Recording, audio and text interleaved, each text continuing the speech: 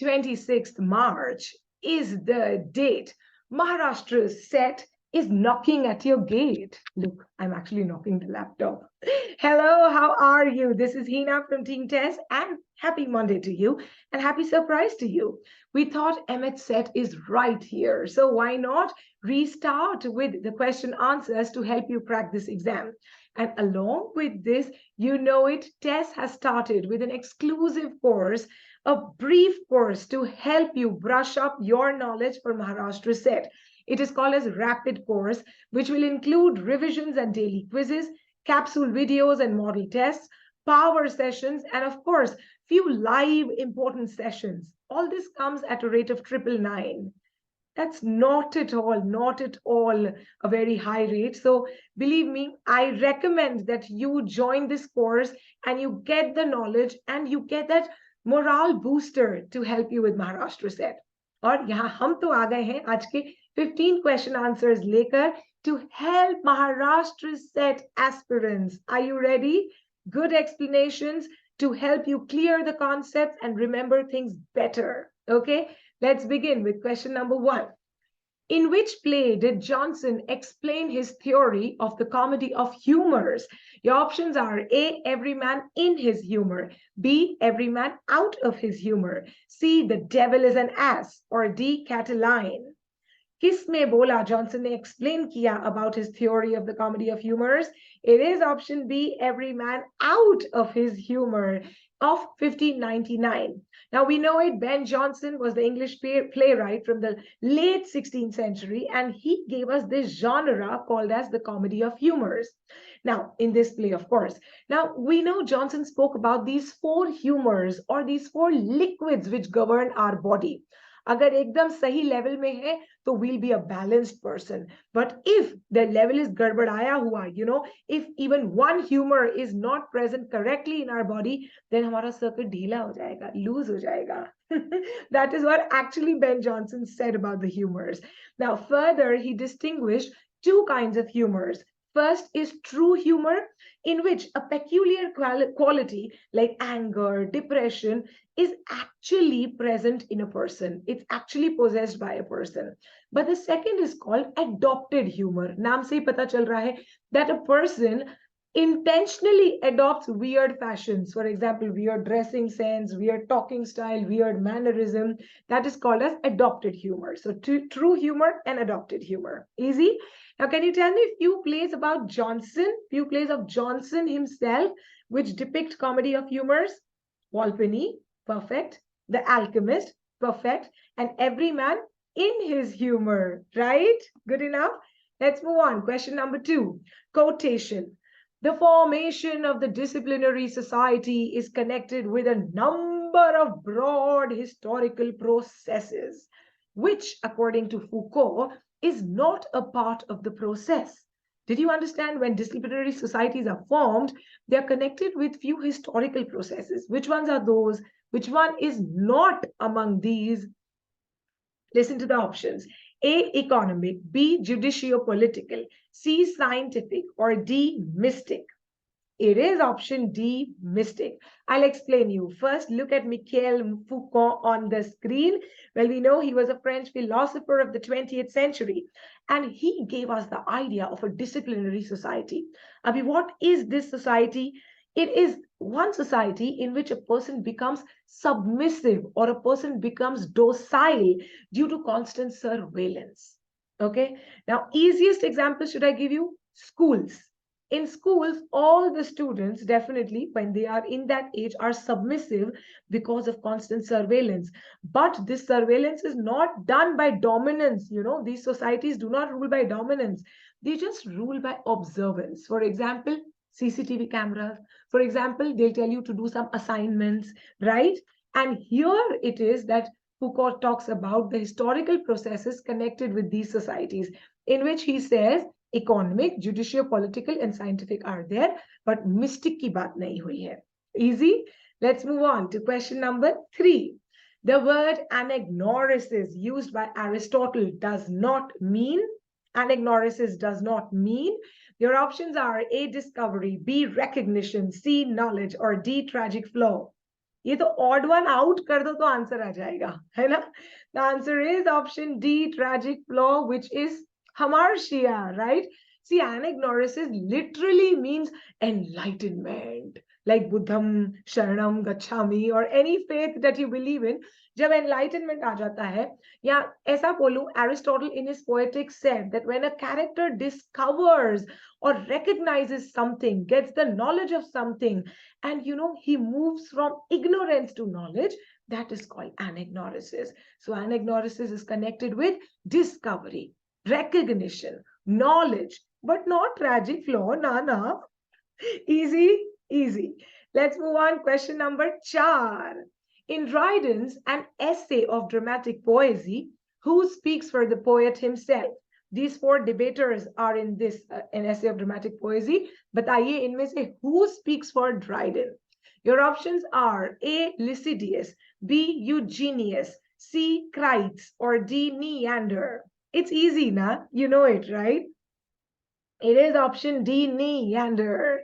Now, Neander actually talks about the greatness of Elizabethan drama vis-a-vis French drama. He says that Elizabethan drama is here and French drama is no, boss. Second, Neander talks that tragicomedy is the best form of drama. Third, subplots enrich drama. And fourth, he says that Shakespeare is the man who, of all the modern and ancient poets, has the largest and the most comprehensive soul. ये question बहुत आता है, हाँ? Who said these words? तो वहाँ पे option दिया होता है Dryden. But since Dryden and Neander are the same person, basically Neander spoke these words about the greatness of Shakespeare in an essay of dramatic poesy. Easy? Easy. Let's move on to question number 5.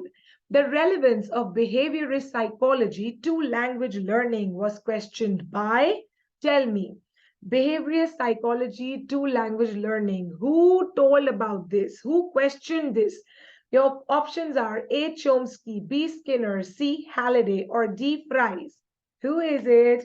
You know it. It is option A, Chomsky, Noam Chomsky. Well, an American linguist born in the year 1928. He is 94 years old currently. And look at him on the screen. Young Noam, old Noam. Abhi Noam ke kuch main aapko bataungi, okay? Few features that he has spoken about: language, behavioral psychology, etc. First, I'll tell you about the 3 important points that Noam said. First, he says that our mind is cognitive. Cognitive matlab that our mind has its own beliefs, own doubts, own values, etc. Second, Chomsky says that important properties of language and mind are innate within us. Okay, they are innate within us, important properties of language. And third, he talks about universal grammar. What does that mean? He means that with learning language, along with learning language, the amount of grammar learning and correctness also keeps on increasing, right? Here, he speaks about a device called as LAD, Language Acquisition Device. Ye kya hota hai? It's a hypothetical device, Noam says, which is fixed in a child's memory, it is fixed in child's brain. Now, this LAD, this language acquisition device, helps children to learn language rapidly fast, amazingly fast. Okay, so this takes us to the question that behavioral psychology to language learning, the relevance of this was questioned by Chomsky. Easy, easy. Let's move on to question number 6. Which among the following statements is not true in the context of structuralism? Okay, not true. Your options are A, structuralism is an anti-humanist philosophy. Abhi dekho, structuralism ki baat ho rahi hai. So basically all these things are somewhere given by Ferdinand de Saussure. Okay, so Saussure actually said that structuralism is an anti-humanist philosophy. Why? Because there is only a structure, and this structure is independent of acting subjects or individuals. Okay, the structure is independent of individuals. Basically, structuralism is anti-humanist and anti-historical also. A question aa sakta hai, which theory is anti-humanist and anti-historical? So answer likhega structuralism. So A is correct. Now B, Structuralism makes an attempt to comprehend the world in terms of structures. Very right, very right. Structuralism की definition ही देखें तो it analyzes isolated events or meanings in terms of their underlying structure. Okay, एक isolated event है या एक meaning है. For example, a cat. Okay, now even if you don't name a cat, okay, you can name it as dog, it will still remain a cat. Why? I will describe it in terms of its underlying structural laws. For example, its furs, its whiskers, its meowing style, right? So this means that structuralism comprehends the world in terms of structures. Very correct. Third, or C, structuralism argues that language is a system of differences. Yes, yes, yes. Well, I'll tell you, you know, we know it that structuralism never says that a language is a nomenclature or a language is a list of names of things. No. Structuralism says that language is a system of signs consisting of signifier and signified. Okay, so language is a system of differences. Correct. Now option D, structuralism upholds the autonomy of human subject. ये तो एकदम opposite हो गया A option से. तो अगर A correct है तो D definitely not correct. So the answer is D. Structuralism does not uphold, right, human subject. So D is not true. Easy. थोड़ा लंबा explanation था, but believe me, it will help you. This takes us to question number 7. Which of these is not a dialect of English? Okay, not a dialect. Your options are A, Yorkshire, B, Welsh, C, Bradbury, or D, Kentish. Now, what is a dialect? You know, it is a sub-form of a language. For example, if I ask you few dialects of Hindi, you'll say Awadhi, Haryanvi, Marwari, Bagheli. Similarly, dialects of English are Yorkshire, Welsh, Kentish, but not Bradbury. So option C, Bradbury, it is. Let's move on to question number 8. What is the main objective of research? Listen, all of these are objectives of research, but which is the primary objective? Option A, to review the literature. B, to discover new facts or make fresh interpretations of known facts. C, to summarize what is already known. Or D, to get an academic degree. सब सही है लेकिन एक सबसे ऊंचा है. Well, it is option B, to discover new facts or to make fresh interpretation of known facts. That is the main objective of research. And this takes us to question number 9.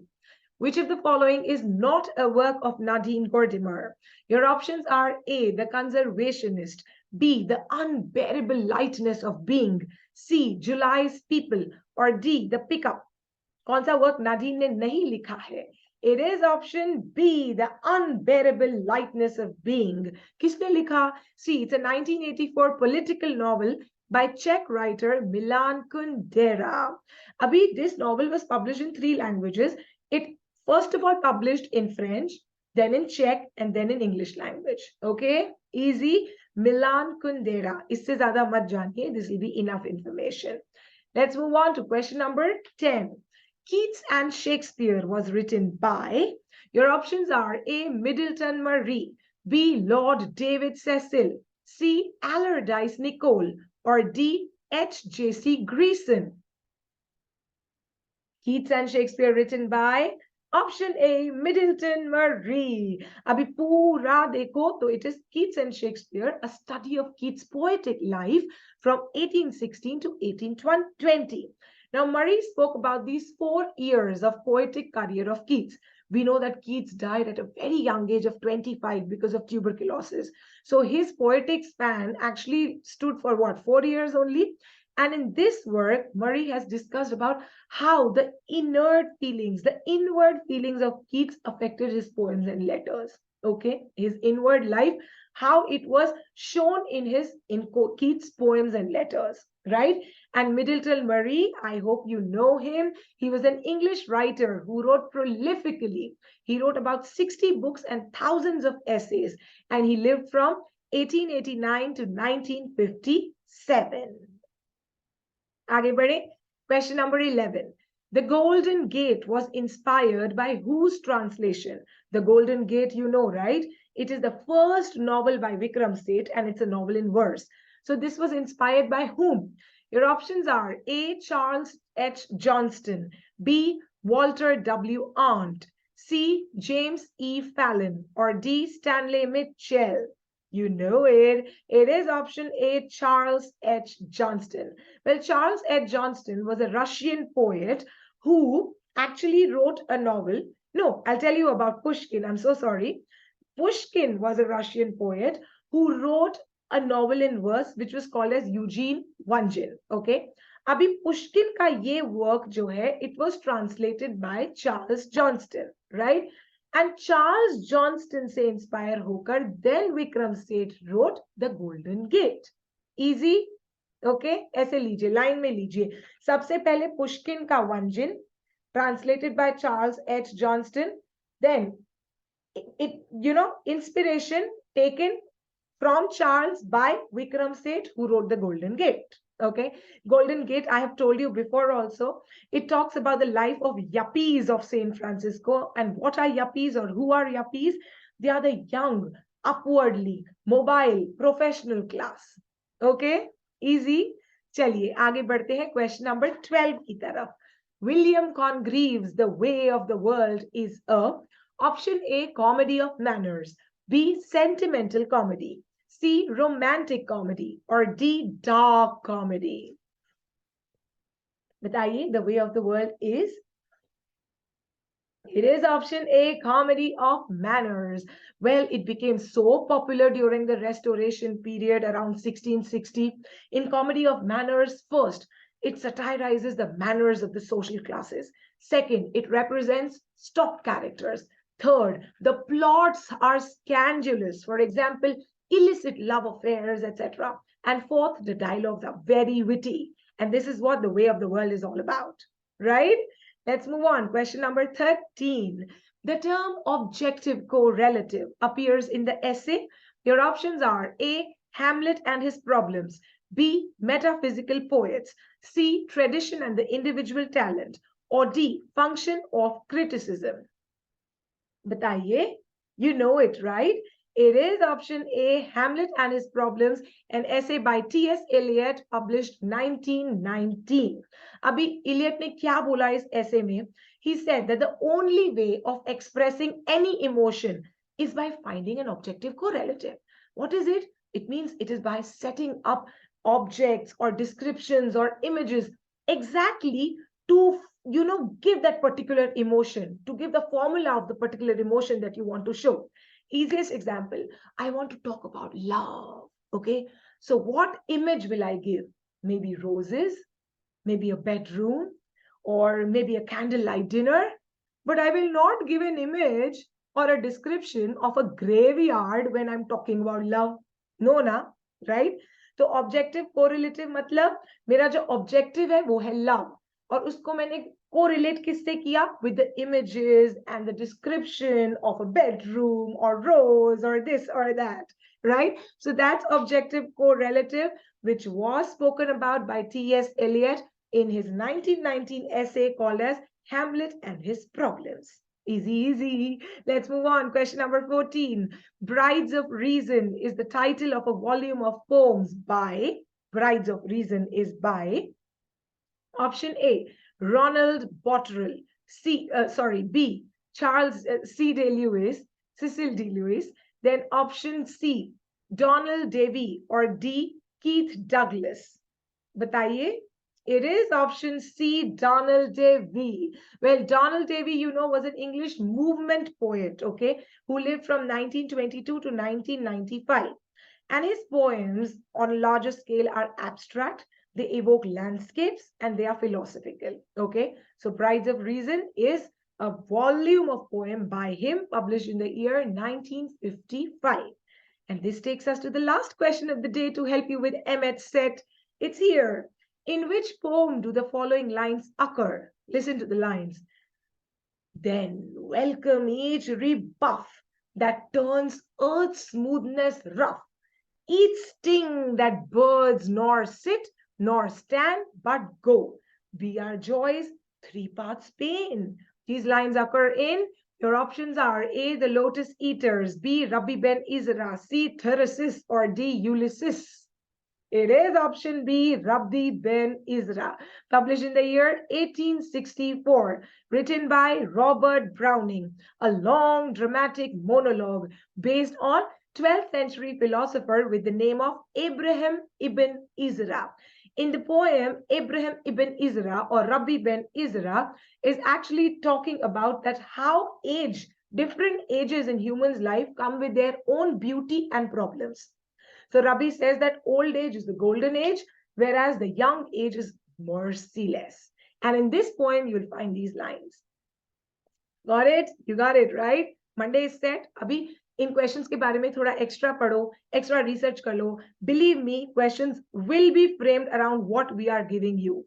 Okay, they are important questions based on past year and also based on Maharashtra syllabus. Okay, I hope you liked it, and I have told you that TES has started the rapid course to help you with SET. If you're interested, you can contact on the number 93878 39871. This is Heena, and have a lovely day. Bye bye. Take care of yourself. See you tomorrow.